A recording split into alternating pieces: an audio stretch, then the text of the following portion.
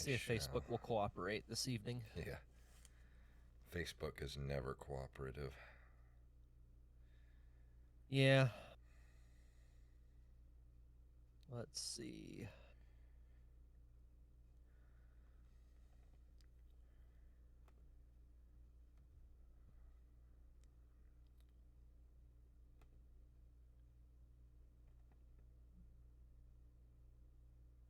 Yeah, man. Did you read the Star Wars story I put in the Google Doc? Yeah. I. Yeah, what's that? Is there anything specific you want from this book? I got water. I'm gonna get water. Heather's basically. I'm making a list for Heather, and she's gonna drink. I gotcha. I'm good with Pringles. Pringles. Yeah. Got it. Pizza flavored. Pizza flavored Yep. drink. Sorry about that. That's okay. So, yeah, you read the Star Wars story? Yeah. Oh, I cannot wait to talk about this guy. I'm gonna rip that motherfucker a new asshole. Yeah. Yee. Let's see. V. I guess I need to turn this down. All right. That is shared to Facebook, so I will share it on my page. And we'll be set. What's up, Rampage? Rampage! Rampage? I gotta figure out the proper way to type that, so anytime he pops up in the Discord chat, I'll type it. Alright. That is shared to Facebook. I will retweet it from my phone. All right.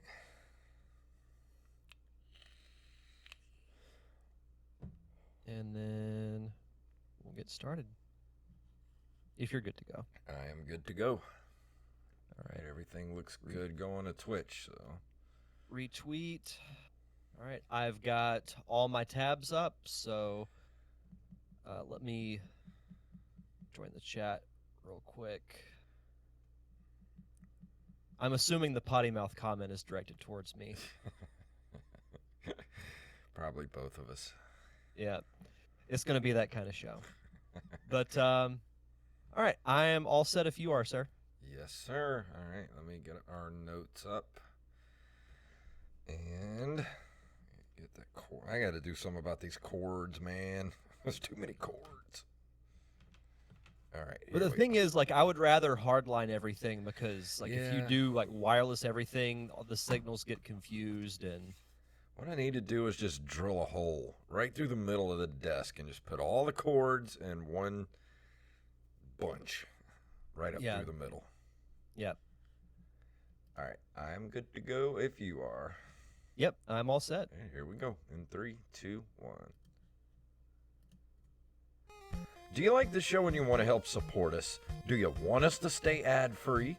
Do you want extra episodes every month? Of course you do. Then head over to patreon.com/nerdcaveretro. Become a Patreon supporter of this very show.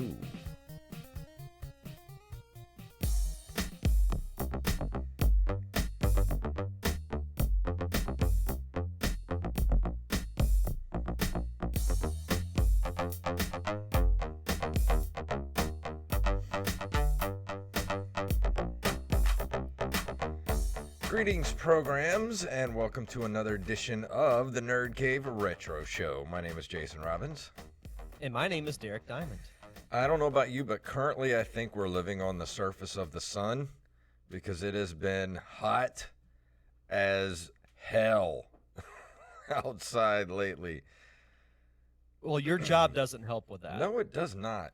And my poor air conditioning in my apartment is just running nonstop. Because I have a 2-story townhouse, and the upstairs is always 20 degrees hotter than downstairs. So I have to keep it, like, just to keep it comfortable upstairs, it has to be a meat locker downstairs. So that's how I roll. That's not a bad thing, though. I would much rather have a cold house than a hot one. Yeah. My AC has been finicky the last couple of weeks, so I came home, I think it was Saturday or Sunday, and it was like 85 degrees in my house. So, Ew. yeah, it was, as we like to say on the show, it was nasty. It's nasty. Yeah. So I hear, you sent me the news last night that the baseball season is officially nixed. Yeah, I guess I should talk about that, shouldn't I? So it's something that at least I have known, at least in the back of my mind for a while. The season didn't start in April. We thought, well, maybe mid-May. Then we got to late April, and baseball just couldn't come to an agreement and all that type of stuff. But I figured around mid-May, when things just were at a standstill, I was like, the season's not going to happen. Like, we've Yeah. all kind of known it in the back of our mind, but as we're recording this, it was officially announced yesterday that Major League Baseball, they've come to an agreement that they're going to play a 60-game season, but they will not be supplying players for minor league teams, which means that the 2020 minor league baseball season has been officially canceled, which I'll say this, and I know I've kind of voiced my complaints about my opinions about work and whatnot, but it sucks for a lot of people because there are going to be quite a few teams that do not survive the pandemic, which means a lot of people are going to be out of jobs, which I'm never for. That in a sense does suck because we've been doing things like trivia, like showing movies and things like that to still essentially stay in business. Yeah, we're not going to make as much money as we would if baseball were around, but it still keeps us afloat. A lot of teams aren't able to do that. So my heart goes out to my fellow minor league baseball employees that have been hit really hard by this pandemic. Yeah. Looks like we're about to hit wave 2, so I don't know if we're probably gonna start shutting down again here pretty soon. If we ever get through wave 1. Yeah, well that, Heck, my state's gonna destroy the entire country. I mean, there's a GIF that I sent. I don't know if you saw it on Facebook, but it's a GIF of Bugs Bunny from an old Looney Tunes cartoon cutting Florida off of like that's just gonna happen. Yeah, at some screw point. putting a wall around Mexico. Put a wall around Florida, man. Just let me get out first. You can stay over here. Yeah, I'll rent out the second floor. Yeah. Not much going on here. I mean, other than work, and I beat Mega Man the other day on my stream, and a couple of our listeners were there to watch. And that was fun. So tonight should be a pretty good review. And I don't really have too much else to say other than we got a lot of news to get to. So I'm ready to get to the news if you are. Yeah, let's do it. All right, let's do this.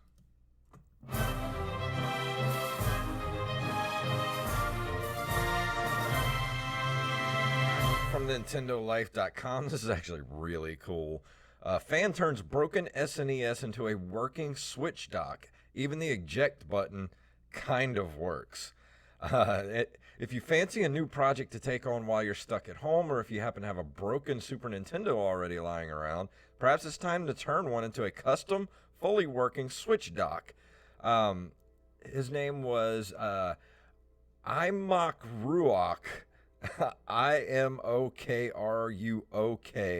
Worked on a broken SNES, which transformed the faulty console into a fully functioning dock.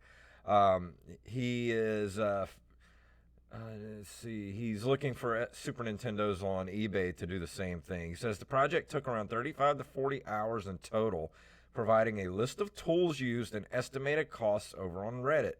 The transformation not only included a place for the Switch console to sit, which can even be lifted about half an inch using the Super NES eject button, but also has a place to attach the Joy-Con while they're not in use. And it shows you some pictures of the things he's done to it, where you put the actual Switch down into the cartridge slot. It has slots on the sides where you put the Joy-Cons, and it's really, really cool. If I had about 35 to 40 hours to dump into it, I I would do this for myself. Oh, absolutely. This thing looks amazing. Yeah, it does. That looks like a Ah, lot of soldering and and a lot of work went into that. something that I'm not nearly coordinated enough to do, but Yeah, same here. major props to those who can do it, and props to this guy who did it, because Yeah, you got to go look at the article just to see the photo alone. Like, the final product looks yeah. great. Just looks so cool. And that was like a new Super Nintendo too. Doesn't have that Hmm. discoloration that most Super Nintendos have. This is like the ultimate mashup for me. Yeah. The Switch and the Super Nintendo. It's absolutely amazing. So I love hearing stories like this. And I mean, now is, the time where people have the time to do projects like this, because some are still working from home. Yeah. Rampage said they made it a city ordinance for them to wear public masks in public places today.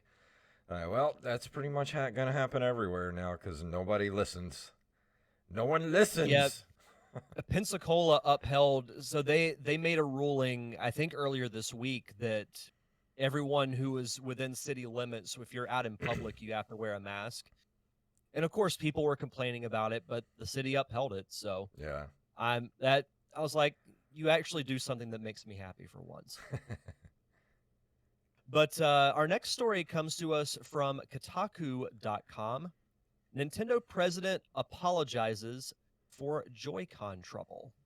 During a recent financial Q&A, Nintendo finally apologized for issues caused by Joy-Cons, but will not comment further due to the current class action lawsuit.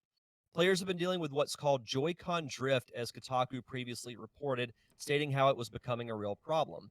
Last year, a class action lawsuit was filed with Nintendo accused of not disclosing the defective Joy-Con controls. Nintendo was asked about this during this month's financial meeting. A questioner mentioned hearing the class action lawsuit over Joy-Con malfunction and wanted to know what Nintendo was doing to improve the product. Nintendo president said, regarding the Joy-Con, we apologize for any trouble caused to our customers. We are continuing to aim to improve our products, but as the Joy-Con is the subject of a class action lawsuit in the United States and this is still a pending issue, we would like it to refrain from responding about any specific actions. So I give them credit for finally saying something. We talked about this a while back on the Yeah. show, I think. Well, this started what, like a year or two ago that Yeah. all the drifting started to happen. Luckily, mine hasn't started to drift yet. Although I've had a couple of pro controllers that started to drift. But I don't know, man. Because right now, if your Joy-Con breaks, all the the facilities that fix them are closed for COVID. So Yeah. I don't know what people are doing for that. Yeah, luckily I haven't had any Joy-Con issues or Pro Controller, so I do consider myself fortunate in that. But hopefully it will be something that is fixed sooner rather than later. I mean, I don't want to try and say this as kind of like a blanket statement, but I think it does apply. As you mentioned, facilities being closed due to COVID, it's affected everything. So it's like, what can you really do right now? Yeah. I don't know. But I I do just, give Nintendo credit for yeah, saying something finally. keeping my fingers crossed because I do play my Switch a lot. Yeah, I've um, been playing through Sonic Mania again. I yeah. just did finished my second playthrough of it, so I've Nice. been getting back into the Switch. Yeah. See, for our next story on NintendoLife.com, Herzog's Way is the next Sega Ages classic to come to the Switch. Sega has confirmed that Technosoft's seminal RTS title, Herzog's Way, is the next game in the Sega Ages treatment on Switch. I hope I'm pronouncing that right. Initially announced for the Switch back in 2019, Herzog's Way originally launched on the Sega Mega Drive Genesis in 1989 and is cited as an inspiration by the developers of games like Dune 2, Warcraft, Command and Conquer, and StarCraft. I'm interested in getting this because I used to hear a lot about this game back in the day. Even though I Yeah, never had same. a Sega Genesis, I saw this advertised everywhere. Yeah, same. I never played it. I know the name, but now that it's getting the Switch treatment, I'm down to play it. Yeah. It has such a strange name that it's hard to forget, you know? Like, even as a kid, I was like, how do you pronounce that? Yeah. I hope it's Herzog's way Yeah. because I can make some really corny jokes from that, which I will refrain from doing here. But no, But I'd be interested in playing this. how much is 999 yen? Because it doesn't say how Let's much it see. is in American. Stand by. 20 bucks says said- that's like 10 bucks. You said $9.99. Yeah, 999 yen. That equates to, if this is correct, $9.30 American. I kind of figured that. So I figured it'd be 10 bucks when it comes to America. Yeah. Which I think isn't that bad. Yeah, it's not bad. Did you Let's want me to do see. this next one, and then you do the story after that, since that's the one that's upsetting you the most? Sure. This isn't really a story. This is just a Kickstarter alert. This was sent to us by, who sent this? Sergeant Sketch. That's Sergeant Sketch sent this to us. It is the NES Omnibus Volume 1 Deluxe Hardcover Nintendo book. He was looking for $2,000, I think, for this, and he's up to $18,172. The actual mock-up of it looks pretty good. It says, featuring a robust, hugely entertaining 1,200-word foreword by the Goldberg's creator and producer Adam F. Goldberg. The NES Omnibus is the follow-up to the critically acclaimed 2-volume SNES Omnibus set. This one will be well over 400 pages, feature more than 2,000 full-color photos and more than 220,000 words, and boasts the writing of numerous industry pros and personalities who tell their nostalgic stories, some funny, some sad, all memorable, of playing games on the respective Nintendo console. I was trying to look when this Kickstarter ends, but it doesn't say. Yeah, I looked for that as well. I looked all through this article, all through this Kickstarter yesterday. I couldn't find an actual time on it, but it was last updated today. So I imagine it can't be going on for too much longer. It doesn't say when it was launched. But if you're interested, just go on Kickstarter and look for NES Omnibus Volume 1 and in parentheses A through L. Yeah, it looks great. And there's some really cool artwork that's on the article as well that has all your iconic Nintendo characters like Mario, Mega Man, Link, Samus, Kirby. It says here on the different pledges, if you pledge $15 or more, you get a shout out and a plug on his YouTube channel. Oh, cool. And the estimated delivery is July of 2020. So it's probably already written and ready to go. Yeah, the estimated delivery for the book is December of this year. Yeah. I'd be interested in reading it because stuff like this is really cool, and just to have the detailed information that this is going to have is really cool. So I guess the only tier that you actually get the actual book is the $50 or more. Yeah, because if you only pledge 5, you get a thank you and a thank you in the actual book. Yeah.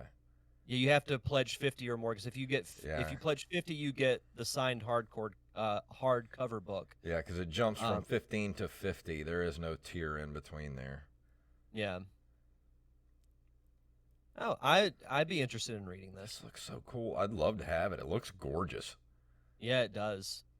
But yeah, if you're interested, just go on there. It's like I said, it's NES Omnibus Volume 1, and in the address it says kickstarter.com/projects/Brett Weiss NES1. It's BRETTWEISSNES1, the number 1.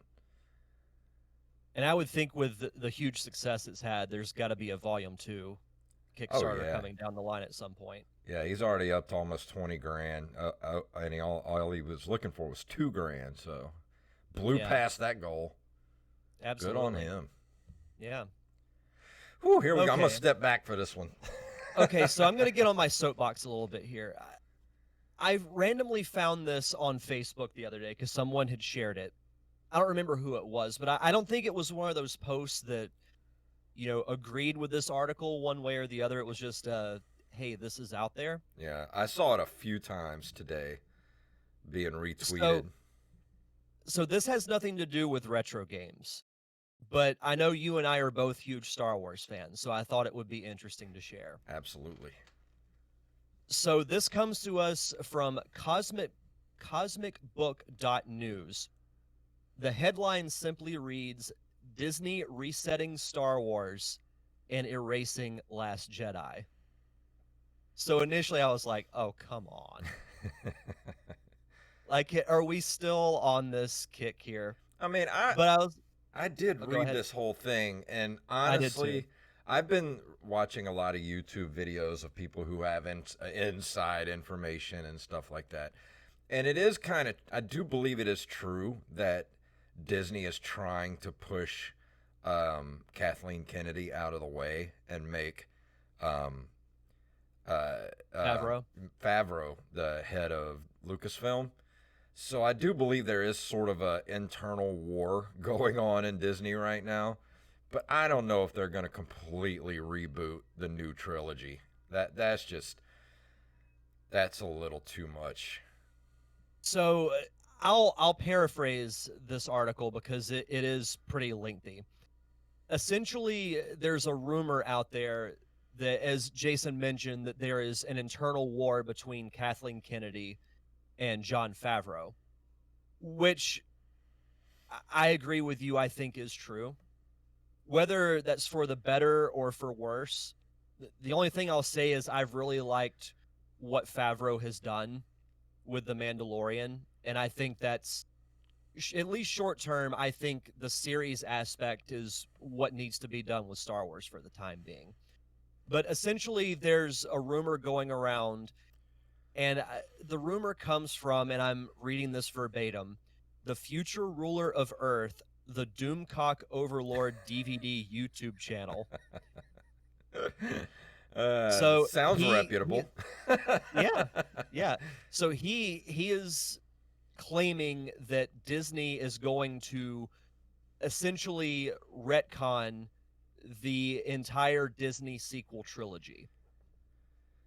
It says here that he previously provided Rise of Skywalker spoilers, and prior to Marvel Studios announcing a new director and writing team on the Captain Marvel sequel, said there were all kinds of problems at Marvel with Brie Larson and Captain Marvel.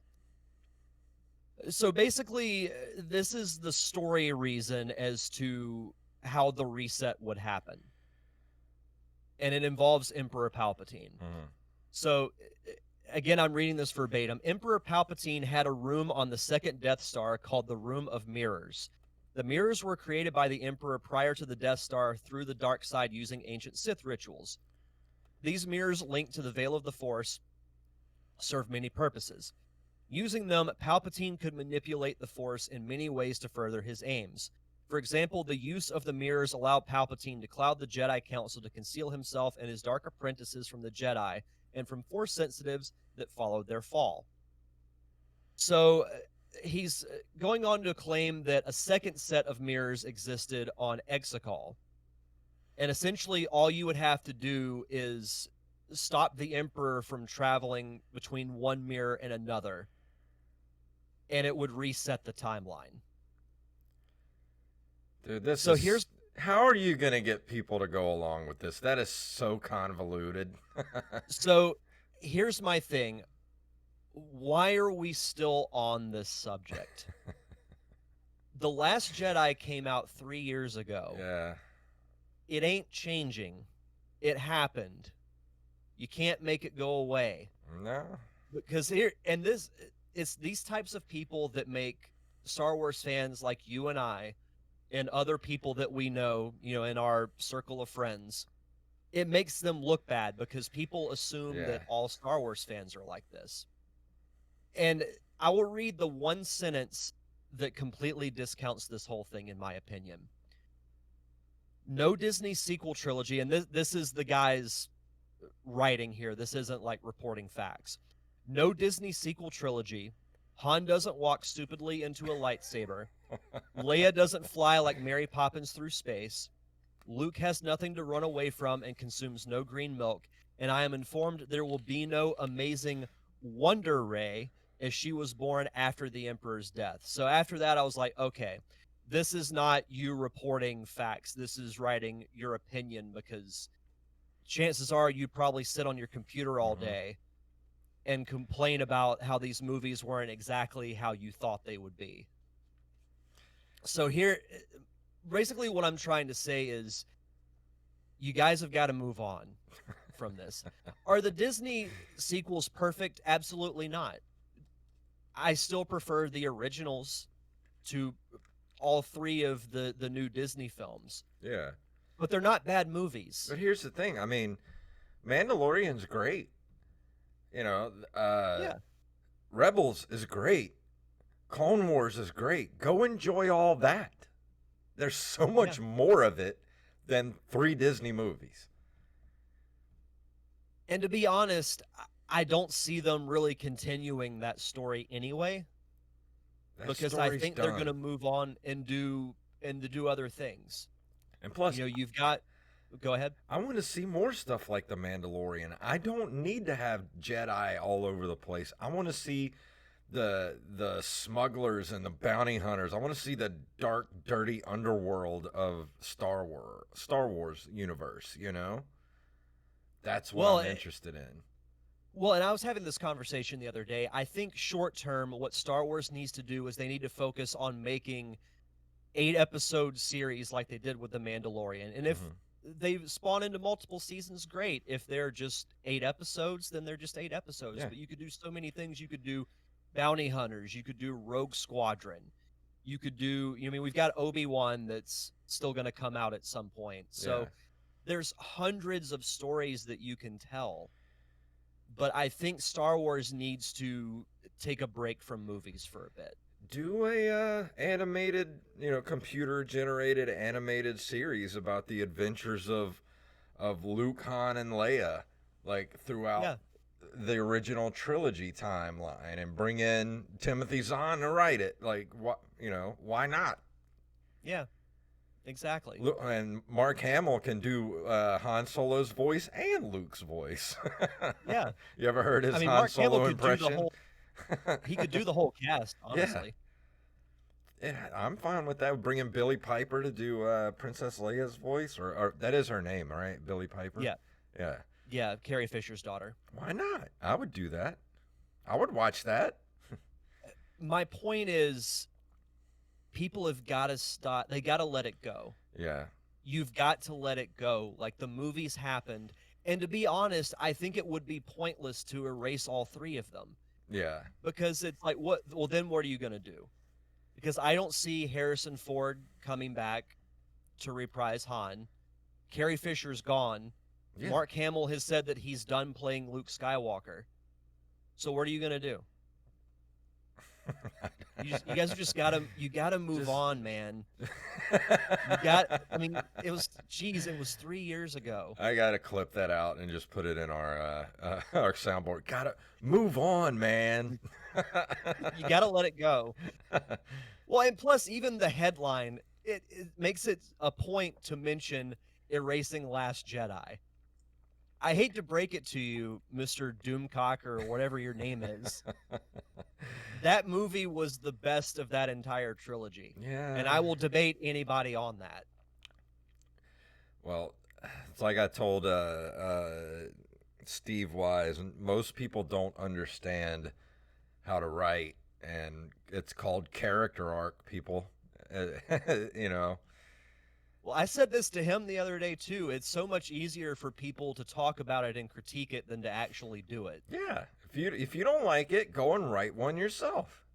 Yeah. It's that simple. There's this thing called fan fiction. Yeah. Well, not only that, you can write. If you think you can do a better job than the people at Disney, then write up a script, bring it to them, and if they buy it, more power to you. So if this guy does that and he ends up getting a script made, then I will publicly come back on the show and apologize. Just if you take a script to Favreau, I hear he's a big fan of Cuban sandwiches. Oh yeah, Cuban sandwiches are good. I could go for a Cuban sandwich right now. Oh, dude, I'm starving right now. But Um, anyway, I'll move on from my soapbox. uh, I had to throw that in there because I had to talk about it at some point, just because I read it and it just made me physically angry. yeah. Well, we've had a lot of news tonight. We got one more story to get to, and I think we're actually gonna we might have to skip this month in video game history. Yeah, that's fine. Because we're gonna get to the review, and then at 9 o'clock tonight we're doing another trivia contest. Yeah, I got to get ready to wipe the floor with Tyler Watson. Yeah. For our last story tonight, this got sent to us via email by Carlos Longoria. Beavis and Butthead, a reboot officially announced from comicbook.com. Fans will always look back on MTV's Beavis and Butthead series fondly, but it's been quite some time since we've seen the pair. That's all changing as Comedy Central and original series creator Mike Judge will be teaming up to relaunch the franchise with 2 new seasons and new spin-offs and specials. Judge will write, produce, and voice the show, which will have the duo entering a whole new Gen Z world that the network says are relatable to fans of the original show and those who never got a chance to experience it. There's no word on when the series will debut on the network, but they couldn't be more thrilled about having it as part of the Comedy Central family. I'm actually good with this, especially Mike Judge doing it old school. Like, he's coming back to do it. It's not new people, it's him. And that's why I'm for it. Like, if it was a new group that was doing it, I Yeah. would say absolutely not. But since it's Mike Judge, Yeah. and why not? And You I know, hope honestly, why not? I hope they don't change the animation style either. I hope it's still that kind of crappy, like real Early cheap, 90s yeah, animation. really cheap animation. Like, that's what made it for me. I haven't watched Beavis and Butthead in a long, Oh, long man, time. I used to have VHS tapes filled with Beavis and Butthead, especially because MTV would just do like play Beavis and Butthead all weekend long, like every weekend. So I would just pop in a VHS tape and just let it run for like 6 hours. Yeah. It would end, pop in another one. Man, I love Beavis. No. The movie's great too, and the soundtrack was awesome. Oh, absolutely. Yeah, I'm all for this. You know, since Mike Judge is coming back, I'd be very curious to see what he does with it. Yeah, me too. And Mike Judge is one of my favorite writer directors too. Like that dude's always got something good to say. And not only that, but he's a freaking Nostradamus, man. If you go back and watch oh crap. Idiocracy. As you're seeing, Yep. we're living it right now. Yep. Just waiting for Luke Wilson to be president. Mm-hmm. But before we go into the review for tonight, Derek has some shout outs. Yes. So, as always, we like to give a shout out to our awesome patrons over at patreon.com/nerdcaveretro. We want to shout out Armez Jackson, XBlade07, Daniel Salmon, John Jekyll, aka Mixmaster, Carlos Longoria, S. Sergeant Sketch, and Randy Bailey. And because you guys got us back to the $50 level, you have been graced with the commentary track that you have all wanted, Double Dragon. Everyone wanted, but no one asked for. Oh man, yeah, it's up on the Patreon site right now, and if you want access to it early, a week early, you have to be at least a $1 supporter on the Patreon page. So if you want to get access to those extra episodes a week early, head over there and throw us $1 a month. If not, you're gonna have to wait for it. I think what I might do, because we talked about this actually on that episode, I'm going to post a poll on Patreon later this week. I actually might do it tonight, but you guys will get to decide our next commentary track. So Patreons, be on the lookout for that. But if you want to be a part of our awesome Patreon community, head over to patreon.com/nerdcaveretro. And tonight we're gonna be talking about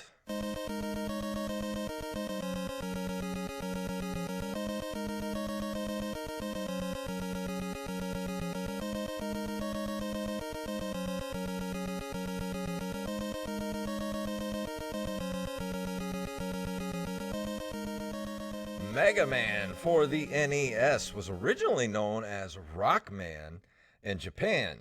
It is a 1987 action platformer video game developed and published by Capcom for the NES. It was directed by Akira Kitamura with Nobuyuki Matsushima as lead programmer and is the first game in the Mega Man franchise and the original video game series. It was produced by a small team specifically for the home console market, a first for Capcom, who previously focused on arcade titles. I just want to first go straight into this. I'm going to put something up on the screen right here. Oh, boy. That is, whew, man. If you're watching on Twitch right now, look at that artwork, man. Isn't Best art ever. What is happening here? Like, let's review this for a second. You know, I feel like if I had some type of herbal enhancement, I could probably be entertained by this for at least an hour. I'm not high, and I could look at this for hours just trying to figure out what's going on here. Like, look at his right leg is backwards. You know what it would remind me of? Do you remember those old like little mini books you would get that would have the weird patterns and you like put your face Yeah. up to it? Yeah. And it's like, oh, look for the penguin or look for the bird. You know what this looks like? This looks like a burnout 9th grader or 8th grader that like failed like 3 or 4 times. This is what he would draw like on his folder or his trapper keeper back in middle school. So I'm terrible at drawing, and I actually took a couple of art classes in college, and I can honestly say with full confidence, everything I drew was better than this. I mean, seriously, like what is happening here? Even if you just had like if I was the president of Capcom or whoever was in charge of marketing and they brought this to me, I would be like, "You know what, guys? Here's what we're going to do. We're just going to have a baby blue box with, you see that Mega Man logo at the very top? We're just going to make that real big right in the middle. And it's just a blue box with a yellow Mega Man right in the middle. And that would have been way better than this atrocious piece of garbage that is on the front of this game. Well, like he's holding a gun in his hand, but like no, his There's no entire gun. arm is a cannon. He doesn't have a gun. Like it. Come And why is he yellow? Like, why does he have yellow on him? And the helmet doesn't even, like, does he have a skull like the Elephant Man? Like, what happened? So I love what AxeBlade07 just said in the chat. 1 megabit memory, more like Yeah. 1 megabit of artistic ability. Apparently, I don't know if it's in the Wikipedia article here. I didn't look at it. If it said anything about the box art. Because here's the thing, the game is great, and I understand, like, when I played it, you know, me and Rampage were talking while I was playing that it, like, Mega Man 2 is still one of those games that is, even though Mega Man is not an official Nintendo mascot, he is to me, because, you know, Mega Man 2 is, like, up there in the top 5 to 10 best NES games there are. So I think of Mega Man, I instantly think Nintendo. Like, he's just as much of a Nintendo character as Mario or Zelda. Oh yeah, it says something about here, bad box art Mega Man has become a playable character in Street Fighter X Tekken. I have to see this. Wow. But honestly, I think that's probably what happened to this game. This box, if I saw this box art in the store, I wouldn't buy this game. Would you? Well, advertising is really important. I mean, that's why movie posters are still a big deal. You look at a cover, like the cover is supposed to be enticing. And if you're a kid, I mean, if I were a kid and I saw that, I would not want to play it. No. And the box art for Mega Man 2 is really good. It's colorful, it's bright, it looks like Mega Man. And you know, that's one of those games you know, even as a kid, I never bought Mega Man 2. That was a rental because I didn't actually get my NES till '88. And by that time Mega Man 2 was already out. And it was one of the very earliest games that I had actually rented. Like, I didn't have a lot of money as a kid, so a lot of my games were rentals, and I had to wait until Christmas or birthdays to get games. So Mega Man 2 was a multiple rental. And that game is so good, even to this day. Like, it's just one of the most perfect side scrolling platformers ever made. And when I went back and played this, like, and I don't even remember playing this before Mega Man 2 as a kid. I don't even think I played this until after I had played Mega Man 2 and then played Mega Man 1 and was like kind of disappointed because it does feel like an alpha version of Mega Man 2. Because, just recently I reviewed and beat Mega Man 11, and all the stuff that you love about Mega Man is in there, like all the different weapons, the slide, which was really important, the slide mechanic, like everything you love about Mega Man is in that game. But you go back to this first one, it just feels unfinished. Like, and another thing that really bugged me about the game is, it's like playing rock paper scissors, just like all the other Mega Man games where you Iceman. You get the ice weapon to defeat Fireman, or vice versa, that type of stuff. And of course, you get to the end of the game, you defeat all the bosses, you beat all 6 bosses, then you go to Dr. Wily's castle, and you have to defeat all the bosses again. And my problem with this game is, you don't have the slide, and most of the weapons that you would think would work on certain bosses, like using the ice blast on Fireman, you would think that would be like a 1 or 2 hit thing, like it is in Mega Man 2. If you do the correct order in Mega Man 2, you can take out the bosses in like 1 or 2 hits with the right weapon. And that's what makes Mega Man so awesome, is you feel so ridiculously overpowered sometimes. But this game, like, I felt so severely underpowered in this game, because like even the weapons that you would use against certain bosses really don't work that well. And I found out, I did do the glitch, the pause glitch on the Yellow Devil to get through him with the electric weapon, and I found out you can do the same thing with Iceman towards the end of the game. So I kept trying that trick on every boss I came across to see if I could get through the game quicker. But I'm not saying it's a bad game. It's not a bad game at all. But I'm just saying if you go back all the way, because this is actually part of the Mega Man Legacy Collection, which I got not too long ago, and I did play it on the Switch some. And I do have to say I like it a lot better on the Switch because it does have a rewind capability on it. So I'm going to say if you're going to play Mega Man 1, play it on the Switch, because you do get that rewind ability if you fall off a ledge, or you get knocked off a ledge, which the knockback in this game is atrocious. Like getting knocked off of ledges, and sometimes just completely jumping through platforms, like just glitching out and jumping through platforms to your death. So it's a great game to go back and play. Like I said, you can't go wrong with a Capcom NES game.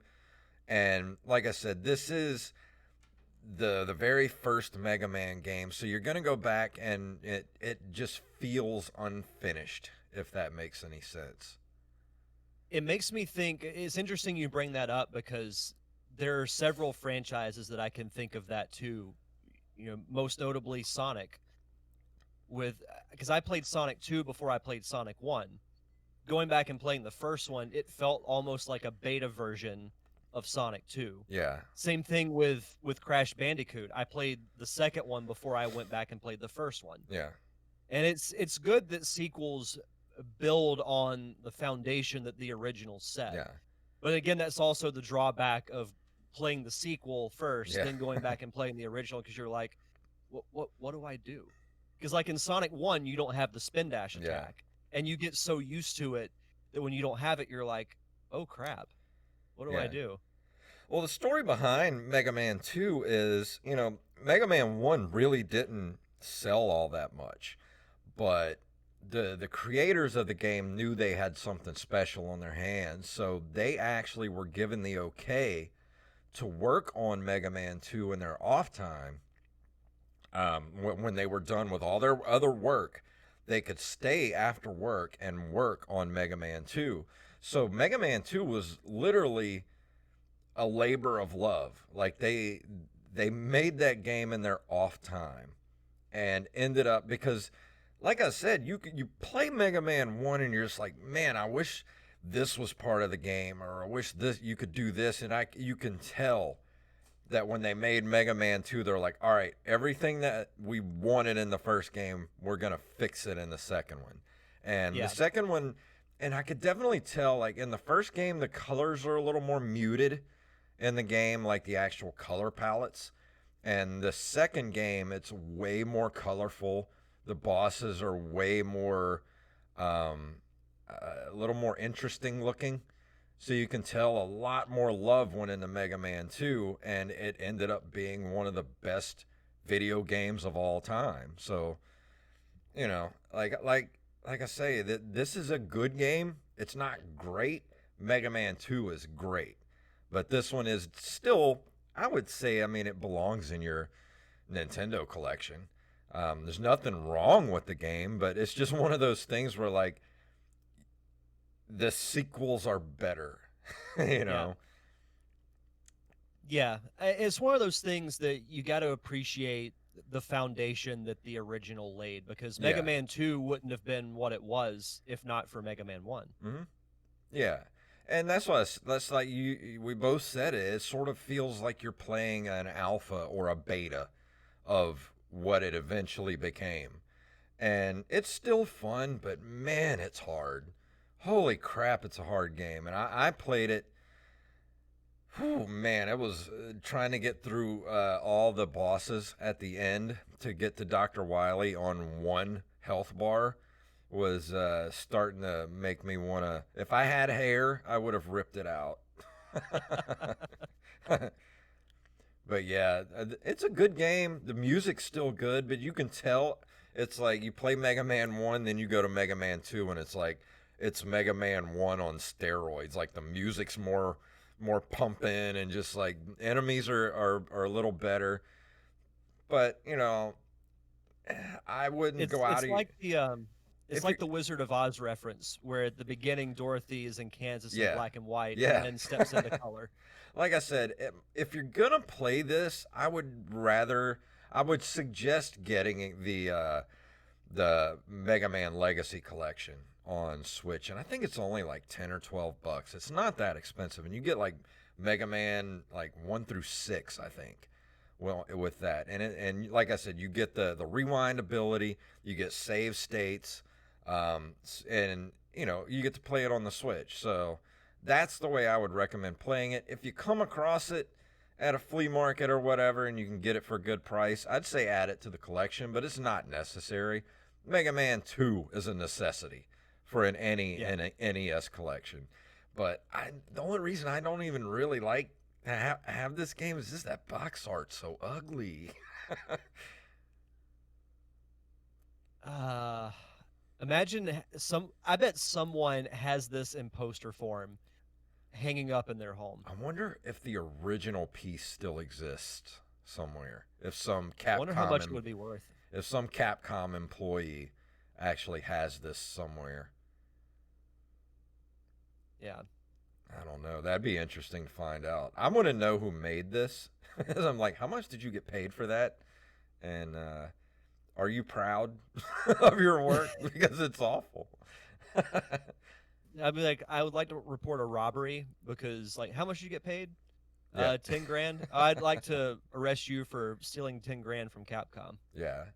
And I don't even really need to talk about the plot of the game. It's the same plot for every single Mega Man game. So, Yeah. it's just the whole point of the game is to figure out the best the best combination to go through the bosses, and then of course go to Dr. Wily's castle. You fight your two big bosses or two big sub bosses, then you go through all the regular bosses again, then you play Dr. Wily. It's the same format for every single Mega Man game. So if that's your thing, this was the beginning. This was the start of it here. And like I said, if you're going to play it, Just get the Mega Man Legacy Collection. Yep. So, and as a number grade, I mean, I'll give it a 7. It's not bad. It's not great. I think but, that's fair. yeah, I mean, it doesn't look great. I mean, it still looks good, but like I said, it's way more muted, like the color palette for this game. Yeah. So, yeah, it's good. It's not great. So, that's I mean, pretty all much all I got to say. franchises have to start somewhere. Yeah, that's pretty much all I got to say about it. I did have a lot of fun playing it, though. And thank you for everybody that stuck with me while I played it. Took me, I think, roughly about 3 hours to beat it. And, Holy crap. Yeah, I mean, that last slog trying to get to Dr. Wily on 1 health is, man, that's tough. That's the tough fight right there, because they don't fill your health bar at all going through that last slog.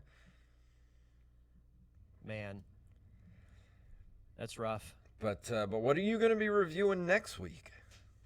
So next week, I'll be reviewing the other half of the tie from my Patreon poll. I will be reviewing the original Crash Bandicoot for PlayStation. That sounds good to me. Yeah. Yeah, Rampage said Yellow Devil didn't take me long. Yeah, once you learn that glitch, it's pretty easy. I will say to Average Husband, I appreciate the compliment on my name. Average Husband, what did he say? He said Derek Diamond sounds like a porn name. Of course it does. I've heard that one on a few occasions. But yeah, anything else you want to throw out there before we leave this evening? Yeah, just as always, check out the Derek Diamond Experience podcast. New episodes drop every Thursday on all podcasting platforms. This week, I'm actually as a nice little tie-in to the Hamilton musical being released on Disney Plus. I'm re-releasing a roundtable I did about the Hamilton show, and it's funny because we actually talked about there possibly being a Hamilton movie, and now there's going to be one on Disney Plus. So I'll be re-releasing that this week. I'm kind of taking a bit of a mini vacation. I'm still going to be releasing episodes over the next couple of weeks, but they're a combination of having stored in the can and re-releasing old movie discussions that newer listeners may not have heard. Yeah, that's cool. Yeah. I think, don't forget that tomorrow night on this same Twitch channel, we'll be doing the Open Micers podcast at 7:00 p.m. Central.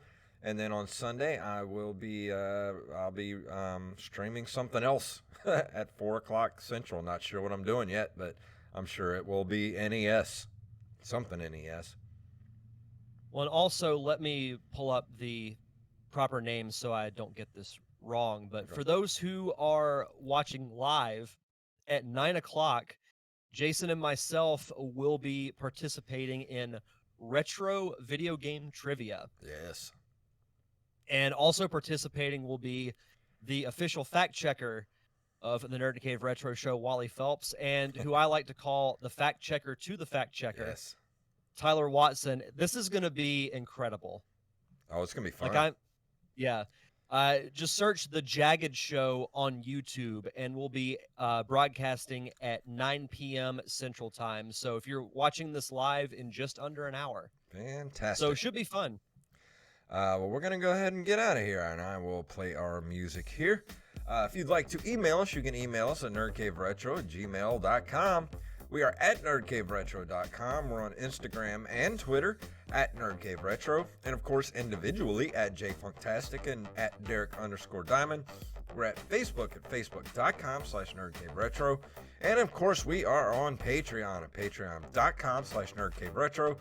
We can go throw us $1 a month, or $2, or $3, or $5, whatever you feel like, and keep us above that $50 level so that we can keep putting out the extra episodes like the commentary tracks every single month for you guys. If you can't do that, can't leave us $1, I understand. Times are hard. Go leave us a review wherever Pine Podcasts, wherever fine podcasts are given away for free. So Derek, please tell them what it's all about. May the way of the hero lead to the Triforce.